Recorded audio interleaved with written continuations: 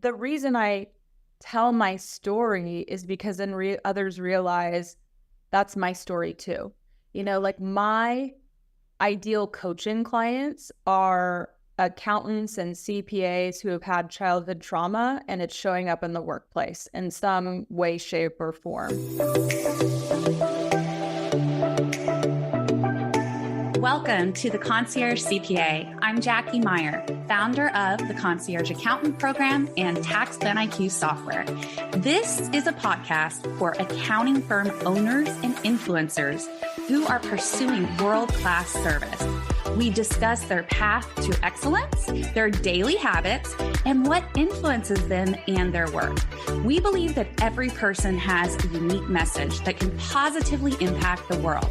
Stick around till the end of the show. We'll reveal how you can be our next guest. Let's go, y'all. Welcome to the Concierge CPA Podcast. I'm Jackie Meyer. I have, what's ironic, a couple days ago when I recorded, I said my new BFF, Julie, this is my other new BFF, Amber. I wish I had talked to her a lot more often, but we randomly met at, was it Engage last year? And it really hit it off, got super deep real quick. But Amber is a pretty amazing person. She has a coaching business. She works with the accounting industry. She knows all about all the ins and outs of what we deal with on a day-to-day basis. And so, Amber, welcome. I'm glad to have you. Thank you. Yeah. And I want to echo BFF because that first night I met you, I saved you in my phone as like my new BFF. So Aww. Thanks for having me. Yeah, so sweet. So yes, Amber Setter, the amazingness is here today. So Amber, kind of fill everyone in a little bit more on your background and what, where you're at now. Sure. So I started my career as an accountant. Back in ye olden days, you only needed 4 years to go to do that. So made it in under that 150-hour rule. But I actually really love education. And so when I decided that, accounting is actually not the work that I want to do, but I still chose to stay in the profession. I've been in it over 20 years now. I went and did a master's in leadership studies. Mm-hmm. That just blew me wide open, where I was like, oh my goodness, there's so many amazing concepts and theories and wisdom in a master's in leadership program that wasn't made available to me during an accounting curriculum. It's not on the CPA exam. Sure. And so it really made like a whole career out of how do we develop the whole person. Mm-hmm. I worked in campus recruiting, talking to people about careers in accounting and CPA licensure and choosing the right career path. Worked in learning and development, building a corporate university from the ground up. Have now been coaching for about 12 years. And part of this, I've been either in private practice just by myself. I've been an internal coach at PwC, just coaching the PwC employees. And then where I find myself today is leading a coach team with conscious public accountants. And our mission is to teach accountants how to grow their career without losing their soul. So fun work. Wow. Okay. Well, that's an interesting motto. But so needed, right? So the thing about Amber is she gets real quick, So, hang tight. We're going to go on a little roller coaster here. So did you work at PwC as an accountant or just from the coaching angle? No, I worked for EY as an accountant and I did an audit internship. And at the end of it, I turned down the offer because it didn't feel like the right fit for me. Went through campus recruiting again, and I chose to work at a prominent regional firm in the Silicon Valley. And I worked there specifically in tax and really loved the people that I work with, but I didn't feel like doing tax work was like my easiest thing to do. And I remember distinctly like my peer in the cubicle next to me, like she was just so good naturally at it and I wasn't. Mm-hmm. And I was like, I gotta play to my strengths because I can do this work, but it's not what I would call zone of genius work. Comes out of a book that I've read that I love, The Big Leap. Yeah. So, but I love the people in the profession. And I loved at the time the people in the firm that I was working with. So I just reinvented myself a couple of times within that firm and ended up staying there for 10 years before I went on being on my own and then being a coach at PwC. Okay, awesome.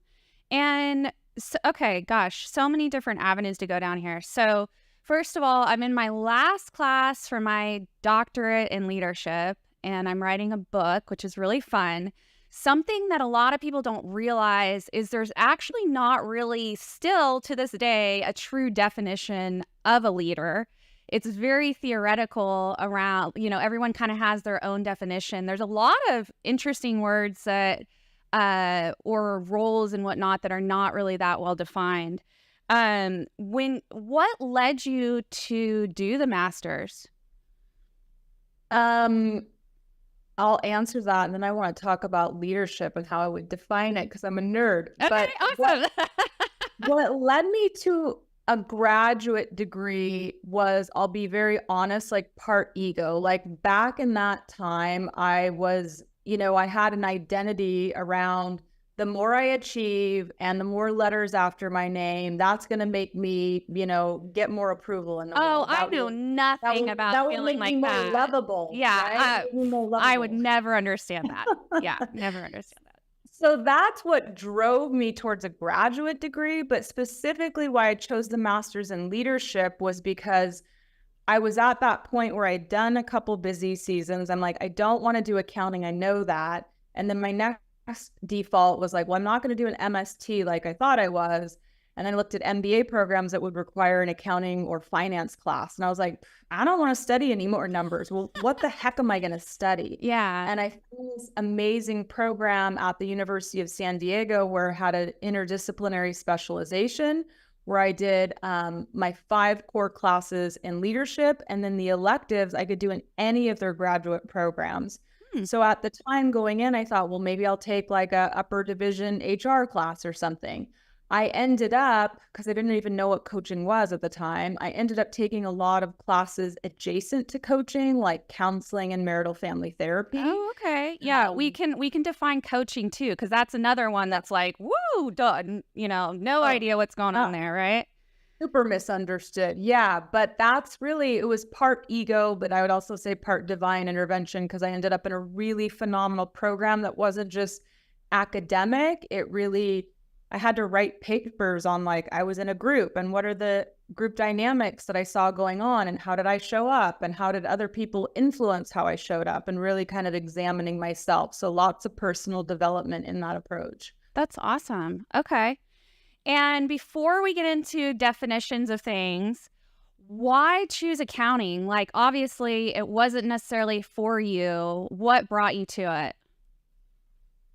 I think there's a part that I was conscious of at the time and the stuff I wasn't yet conscious of. So what I was conscious of is back then, I think it really offered an exceptional career path. Mm-hmm. You could do 4 years of accounting and came out. I got a job offer at like 51,000. I was living in the Silicon Valley. I had nominal student debt and I could afford to live on my own. Mm-hmm. I put all those kind of things in there because I don't think that the profession now has the same value proposition for people. Yeah. At an unconscious level, I think there was the parts where I really craved to have a stable life. And when I was growing up, I had parents who were very unstable. And my dad in particular, he's an alcoholic. And his sister, who was an accountant and would take me into like her office environments growing up during winter breaks and spring break, like she had a very stable life. She had a nice home. She was dressed nice. She was intelligent. Sure. And I think somewhere in me, I remembered like, oh, if I choose like my Aunt Martha Ann, then I could have a nice, stable life. Yeah. And make good money. Whereas if I do things like my parents did, that's not available to me. Yeah.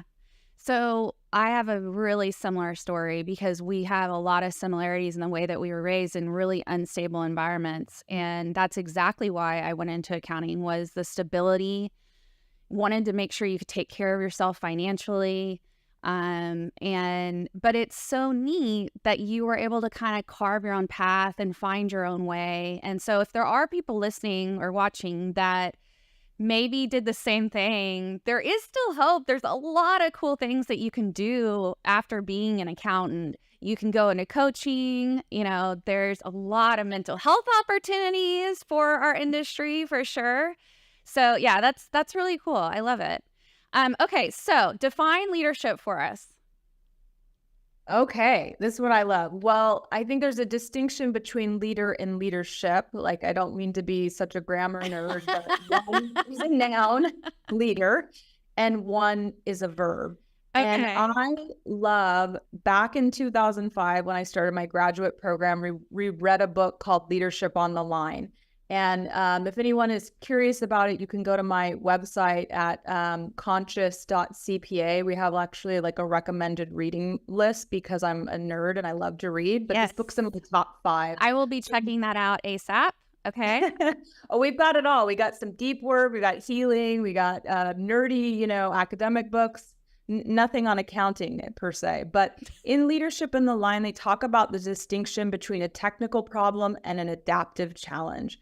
So a technical problem is something like, I get a flat tire. I can quickly identify what that is and come up with the solution, right? Like, okay, I know what a flat sounds like, feels like, and to solve it, I can call AAA, I can pull my jack out, I can phone a friend, like easy peasy.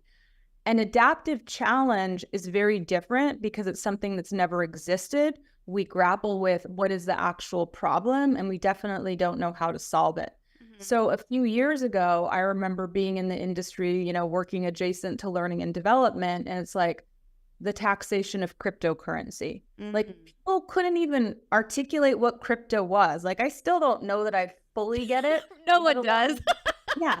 Let alone like, how are we going to tax it? And I remember we brought in like a really amazing professor, Annette Nellen from San Jose State, like talking us through, because the IRS had sent notices to clients, and she's like, well, it might be like taxed like livestock. It's like, really, a coin's going to be taxed like a pig or a horse? Yeah. I remember people making those weird comparisons. Yeah.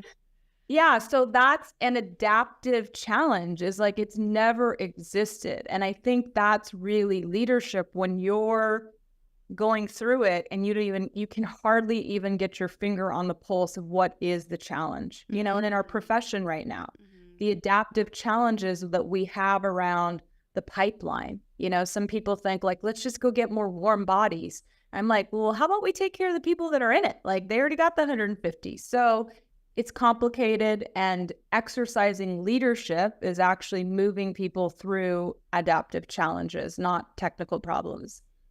Okay. Interesting.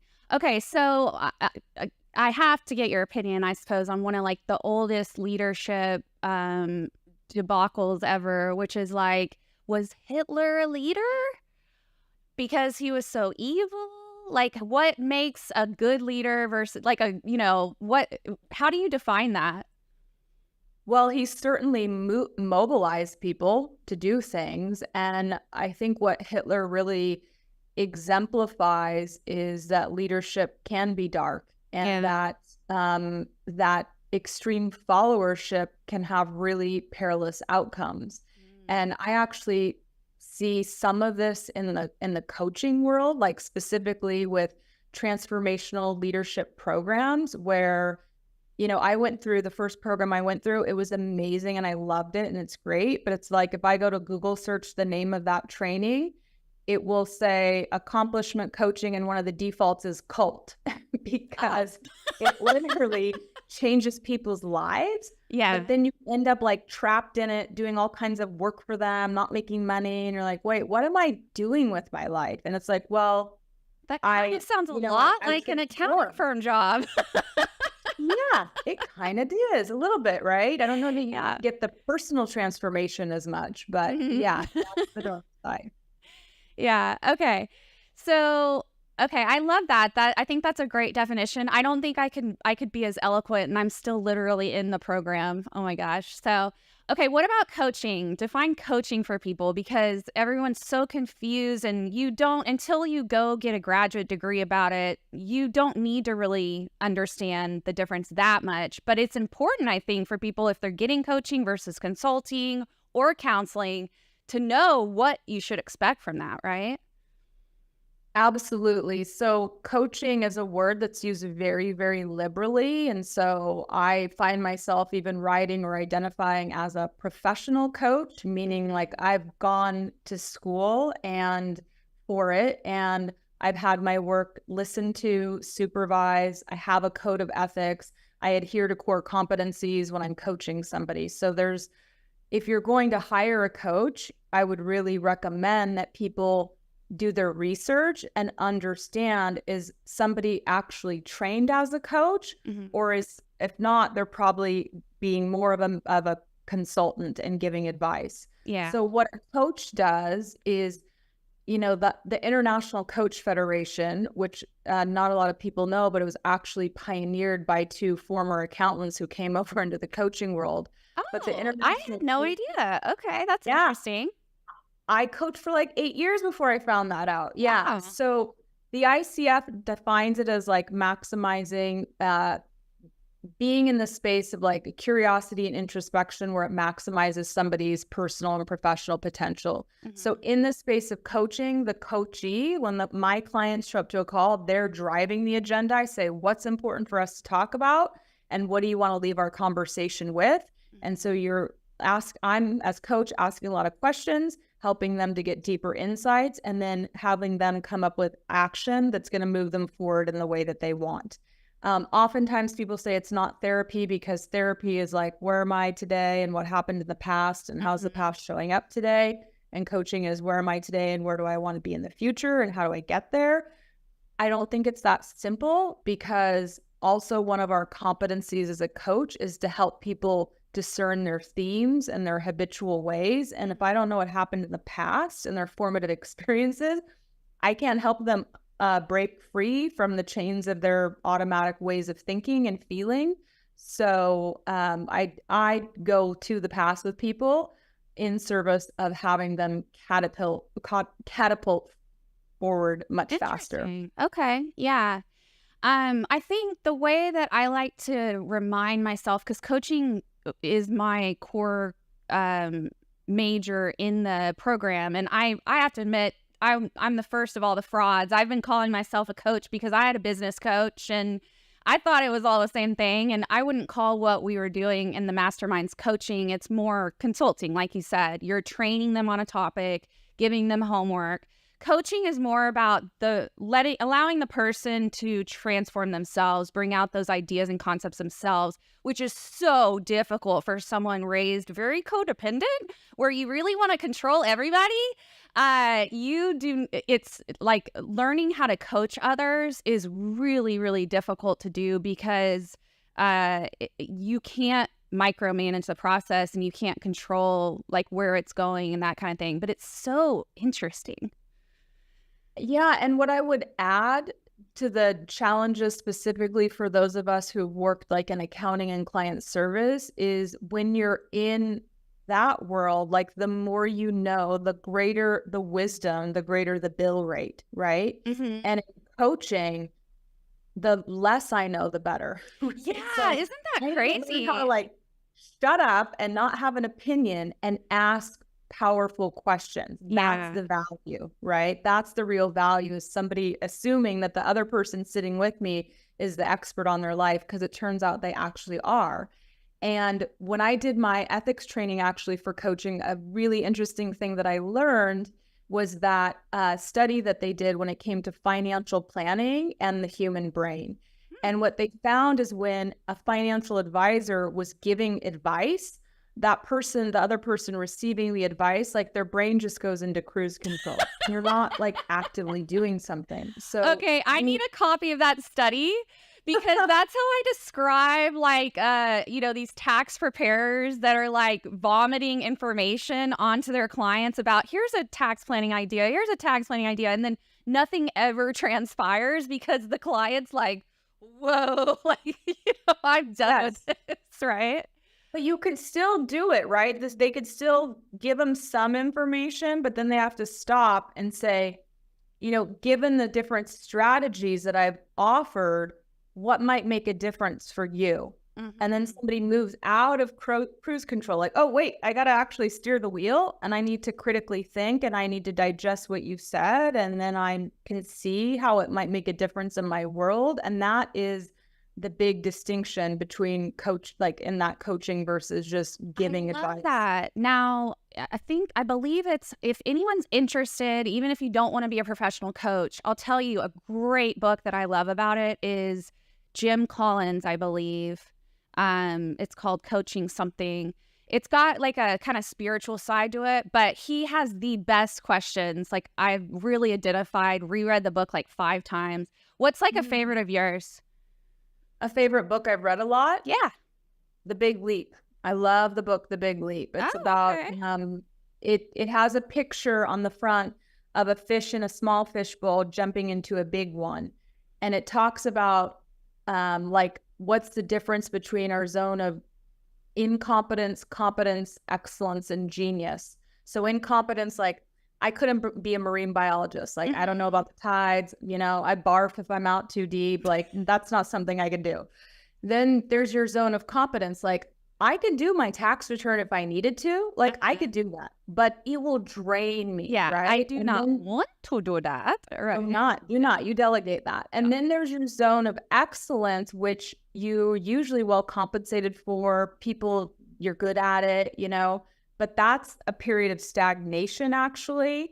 The zone of genius is like, when you're working on something and it doesn't feel like work, you lose track of time. It's way more abundant. And so really people come to coaching, I would say, as individuals, not when like a company comes to us, but an individual comes when they're in the wrong zone. They're not doing the work that they were meant to do that's going to have the most impact and purpose and meaning for them. Okay. I need to reread that book. I think that we're always constantly evolving and changing. Do you see that people's zones of genius change as they evolve too? Or does it seem to always be the same thing? So it took me a while to understand that, because in the book he talks about if you distill things away, your zone of genius is always the same. But I didn't feel that way until I lived it enough, which for me, I realized like my zone of genius is really in creation and in creating things that, support people. So I created a whole, marketing strategy for a recruitment, when I was in campus recruiting. I created a learning and development, a whole corporate university. I created my business. I co-create career paths and life paths with people as accountants. I create leadership development programs. I just created an article, do a lot of thought leadership, and an article will go live today. Like, that's really when I'm in my zone, is in creation. And so it looks maybe a little bit different, but it kind of distills down to this thing that I really do where I thrive. Mm-hmm. Yeah, that's great. So tell everybody about the article.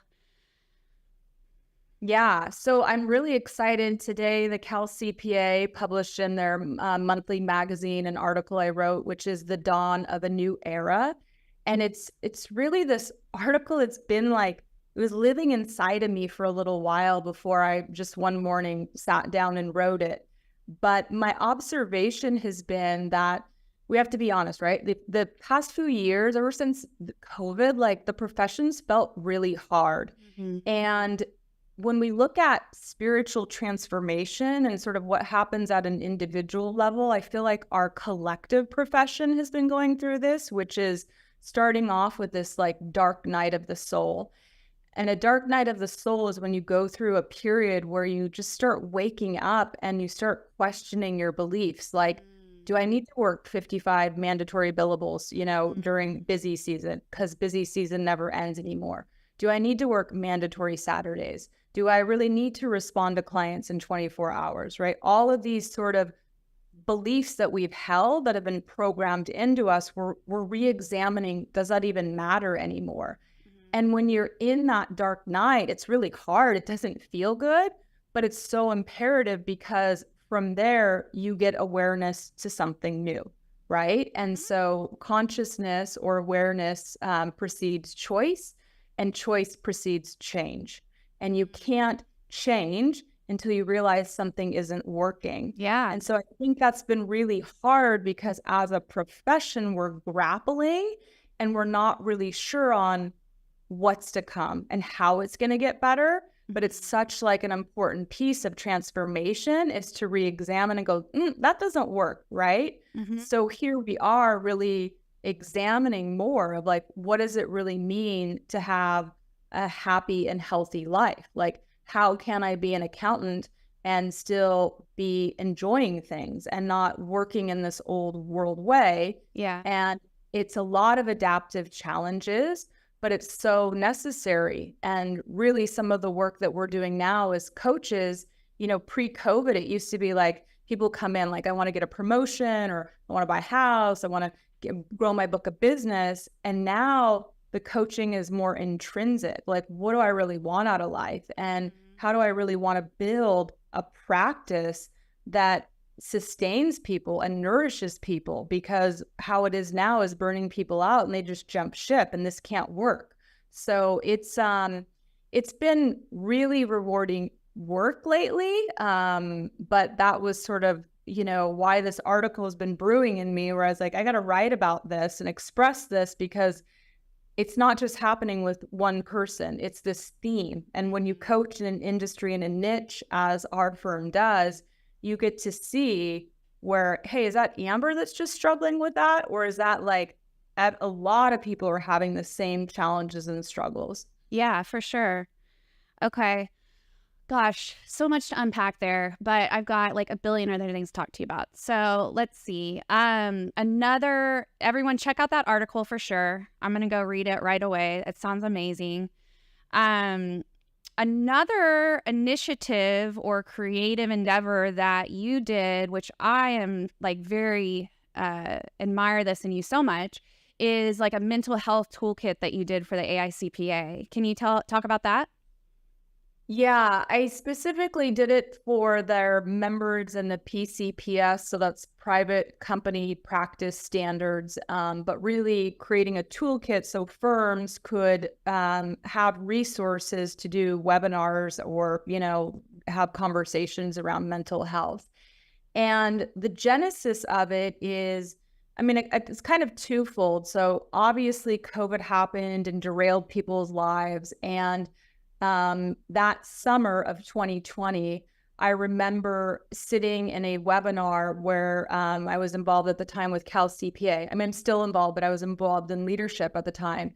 And I remember they were talking about how important mental health was. And somebody was like sitting there up like this rigid and like in a navy blue suit. And they looked like, we all knew probably they're sitting at their house at their kitchen table, but it's like looking really polished and professional, like mental health is very important. We should talk about this. And in my mind, I'm like, no one's going to open up to that. Like, yeah, nobody's going to open up to like, this is an important conversation. You know, you have to model the realness of the moment. And so what I did was really sort of flip the script on how to have a conversation about mental health, which was, okay, here's my title slide, and you can see that I'm a CPA and you can see my other credentials. But what you don't know, and that was slide 2, was a picture of me with my mom on the day that I was born. And I talked about how my mom has significant mental health issues. You know, she's had addiction problems. I already mentioned my dad, and that, you know, I was going to talk about my story, not only what it's like to live with people that have these challenges, but really the impact that had on me and how I showed up in my career. So it just felt like the right thing to do.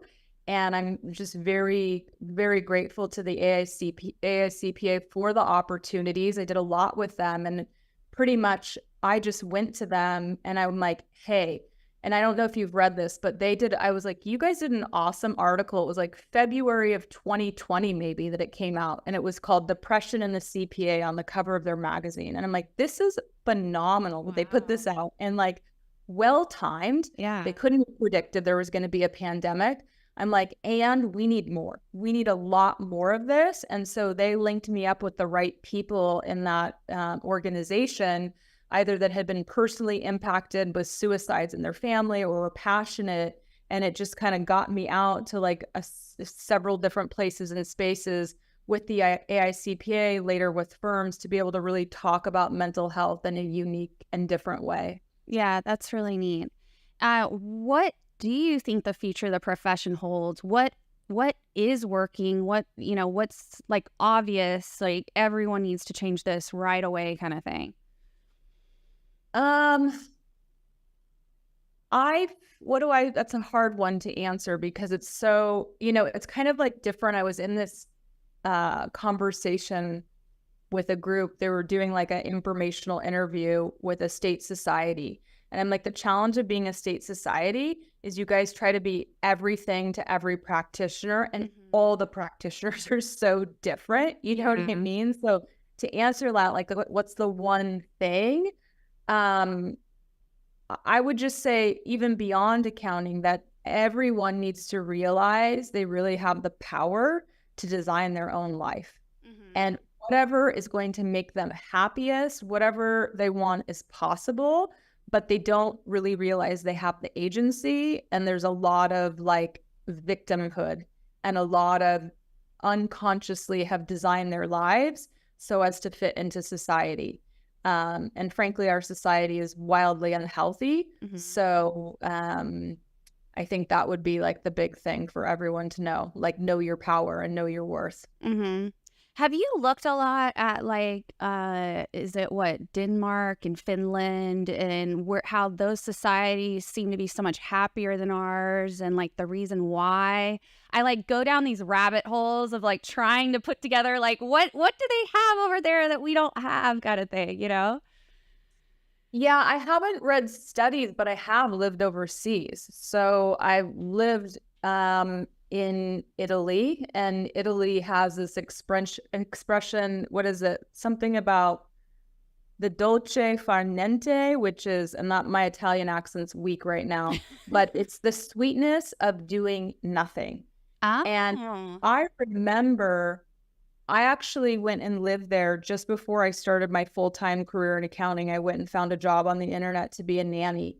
And I remember coming back and my grandma reflecting to me like, gosh, you're so patient. Like, we're in a store and it's like, because I just lived for 3 months, a very slow pace of life. And in Europe, they take all of August off. And so that's actually been a goal of mine to get to, is like, so this summer I'm taking all of August off. Like, I just, I already haven't worked 40 hours and I don't know how long, like a week. I just don't do that anymore. It's just, I've got other things that believe me, I volunteer my time and I do stuff with my daughter, but I've just really tried to intentionally craft my life. And I think other cultures just don't have to grind. Like, we're so caught in the grind over here. And I think especially our industry that is so driven by compliance deadlines and external. And get it. It is super chaotic. Like, it's super messy. I don't want to disavow that. Like,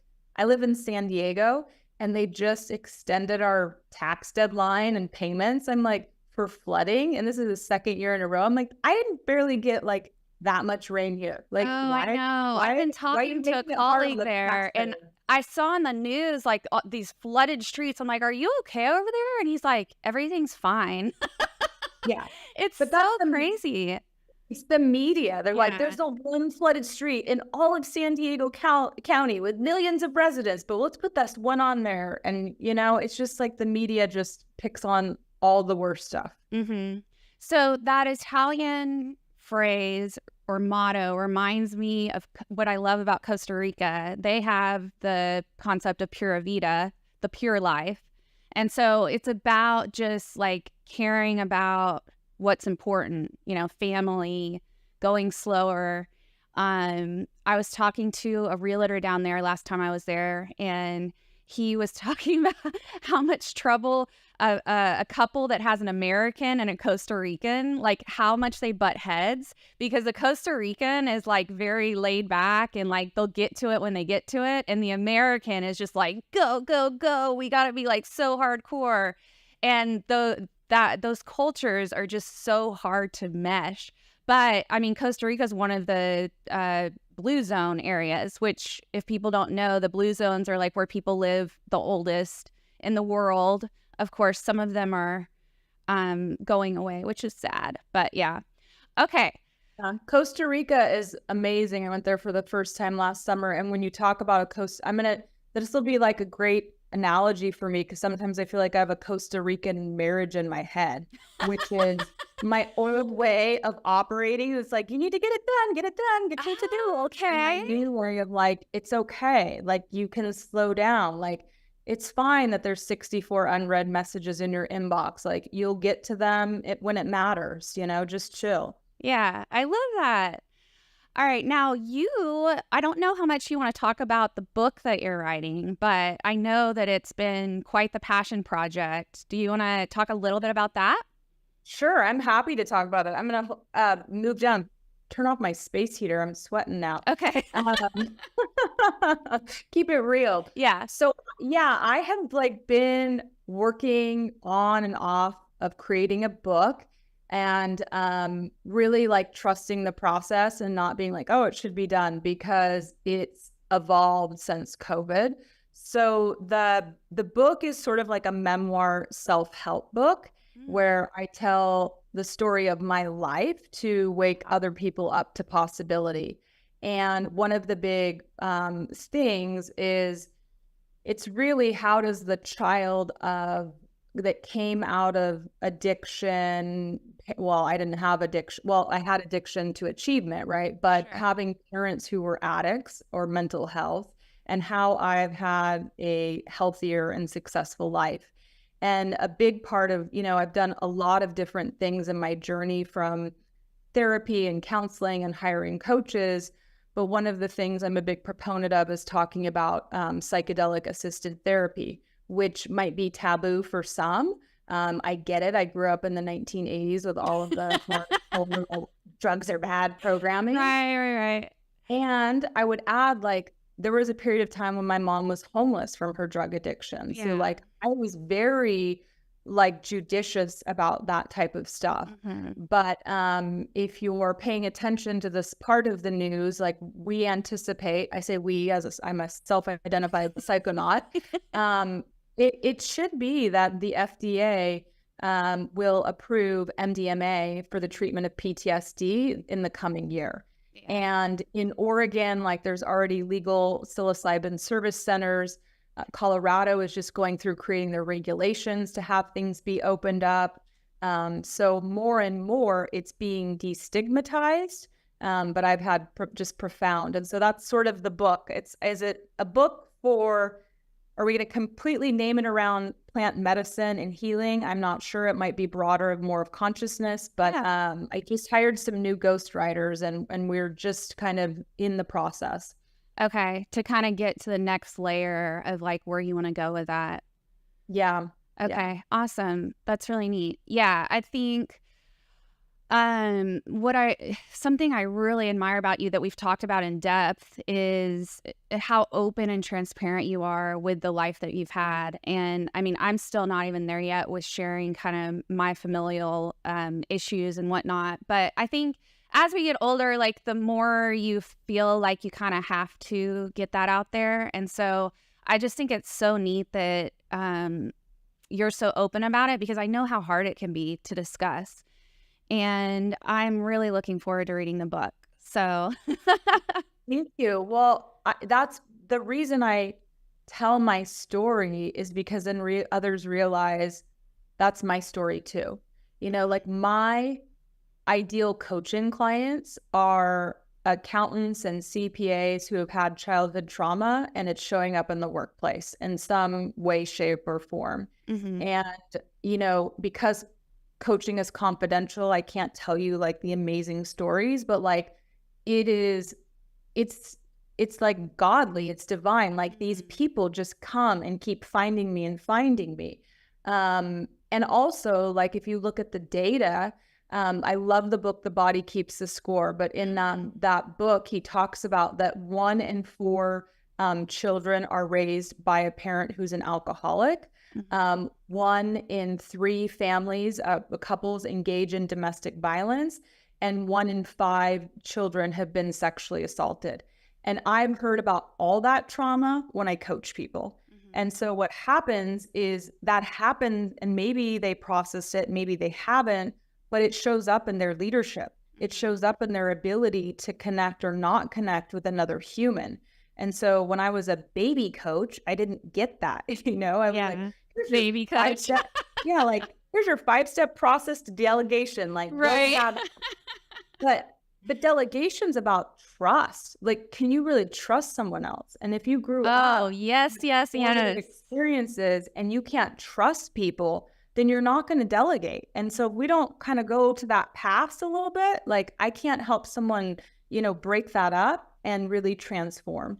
Yeah, I know. I realized how much trust was an issue in my own business. And you kind of come to a point where, well, I personally almost like broke, like physically and mentally, before I could get to the point of like, I can't do all of this myself. I was doing like 4 people's jobs. I had a newborn baby. And that was kind of my breaking point of like, my mind just went, I was like at least half as smart and still half as smart as I used to be. I used to be a lot smarter. But trust was a big factor. And then I remember a strategic consultant a couple years ago telling me that, and I had never heard this before, but they said they were watching like how I interacted with my team and stuff, and that so many of my decisions were driven by fear. And that really hit home for me, because you don't realize how those subconscious beliefs and those fears and stressors of growing up feeling unstable, you do everything in your power to like, gloss over the stability that you can bring to your life. But you really do need to go back and address those issues. And there's a lot of ways that you can do that now, which is so exciting. When I think half of Western society is, has depression at some point in their life.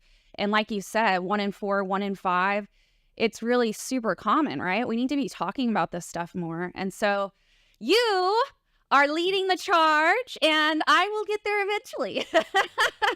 It's a journey. And it's maybe you will, maybe you won't, right? So, I mean, if I'm super candid, when I did ayahuasca for the first time in January of 2020, I don't know why. It was a surprise to me, but it showed me on stage speaking at a conference. And it was like, the message was like, I'm at an accounting conference. And it was like, sharpen your message here, use this particular tool. Wow. And then it was like part of your soul's, part of your soul's destiny is to help other accountants who had childhood trauma like you did. And I was like, at that time, I was actually kind of resistant to accounting, because I'll be honest, like, accountants are cheap when it comes to the non-technical development. No, not I say this, I say this as like, I was on the Cal CPA Education Foundation for 6 years and saw those financials. Like, out of your mouth, you say you want that, but you don't put your money where your mouth is when it comes to that development. And so when ayahuasca told me that, I was like, okay, well, I'm going to stop being resistant, and I'm just going to go all in and go for it. Yeah. All right. So as we kind of wrap up our hour, I'd like to ask you, which we've probably touched kind of a bit around this, but I'm kind of curious, what's one of the hardest lessons that you've learned in life, and something that you really feel like could benefit other people for hearing it? Yeah, I'll share one that I'm struggling with now, because I haven't even mastered it, which is my ability to receive. Okay.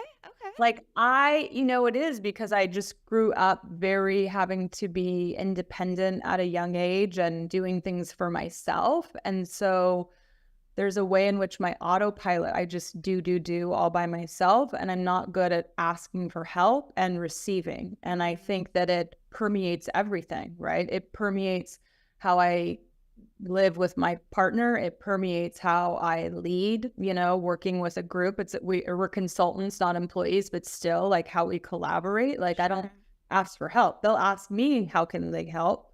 But I think that's a big one that I'm still working on. Okay. No, I love that. I appreciate you bringing up the fact that we're all a work in progress. There's always going to be things that we're struggling with and trying to work through, but at least you're cognitive of it and you can recognize it. That is a really tough one. I'm trying to think of a good book to recommend, and I don't have anything for you. I don't think the answer is going to come to me of there. I don't think. All right. Dang it, our minds can't control that one. Okay, got it. Awesome. Anything else that you would like to share, and how can people contact you if they maybe want to get coaching or want to see more about what you're doing? Yeah, you can see more about what we're doing at conscious.cpa, and I can be reached at amber@conscious.cpa, or you can follow me on LinkedIn. Anytime I'm writing articles or sharing insights or, trying to wake the profession up to what's possible and saying, hey, these things aren't working. I'm pretty vocal there. And I'm delighted to connect with people. If there's anything that, people are curious about, inspired by, I love hearing from people. So I would warmly welcome an email again at amber@conscious.cpa. Yeah, that's awesome. Okay, I have to ask, final question. When does someone need coaching? Is like the typical person that's walking down the road, can anyone benefit from coaching? In theory, yes, but you have to want it. And so I think if you hit this moment in life where you're like, I just can't tolerate status quo anymore, that would be a good point. Another good point would be, I know I need to make a change and I'm struggling to make that change. Like there's a part of me that knows I need to do something different, but what's predictable is I'll feel that way. And then, oh my God, there's a client emergency or it's a busy season and I forget about it and I just get busy. And then when it comes back to stillness, that thing's still there. A coach can really help you stay accountable for the change that you desire, that you really need to make. Nice. Well said. Thank you so much, Amber, for being here. It's always such a pleasure to hang out with you, and hopefully we'll get to see each other soon. Yeah, it was great to be here and great to see you. Thank you so much. Yeah.